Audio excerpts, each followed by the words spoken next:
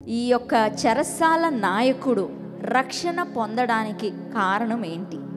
రెండు కారణాలు ఉన్నాయి. ఒకటి, దేవుడే భూకంపాన్ని కలుగచేశాడు, వీరి బంధకాలన్నీ ఊడిపోయాయి అనేది ఒక కారణం అయితే, మరి ఒక కారణం ఏంటంటే ఆ ఖైదీలందరూ ఎక్కడికి పారిపోకుండా అక్కడే ఉన్నారు.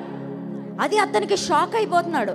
ఇదేంటి అద్భుతం, ఇదేంటి ఆశ్చర్యకార్యం, ఇదేంటి వీళ్ళందరూ పారిపోవాలి కదా, ఎక్కడికి పారిపోకుండా ఉండడం ఏంటి అని అతను ఆశ్చర్యానికి గురి అయ్యి, ఇతడు నిజమైన దేవుడు, ఈ పౌలు ఆరాధిస్తున్న దేవుడు నిజమైన దేవుడు, ఇతని ప్రకటిస్తున్న సువార్త నిజమైన సువార్త అని అతనికి అనిపించి అప్పటికప్పుడు అన్నాడు, నేను రక్షణ పొందుకోవడానికి నేను ఏమి చేయాలి, what should I do to get saved అని ఆ రోజు అతను మాత్రమే కాదండి, అతని కుటుంబస్తులందరూ బాప్తిసం పొందారంట. హల్లెలూయా. వాళ్ళ కుటుంబస్తులు ఒక్కరే బాప్తిసం పొందారని మీరు అనుకుంటున్నారా? నేను అనుకుంటున్నాను ఖైదీలందరూ కూడా రక్షణ పొందుకున్నారు. హల్లెలూయా.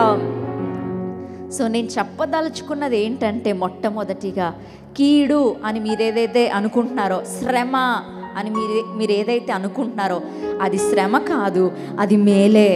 మీరు ముళ్ళ బాట అని ఏదైతే అనుకుంటున్నారో అది ముళ్ళ బాట కాదు, అది పూల బాటే.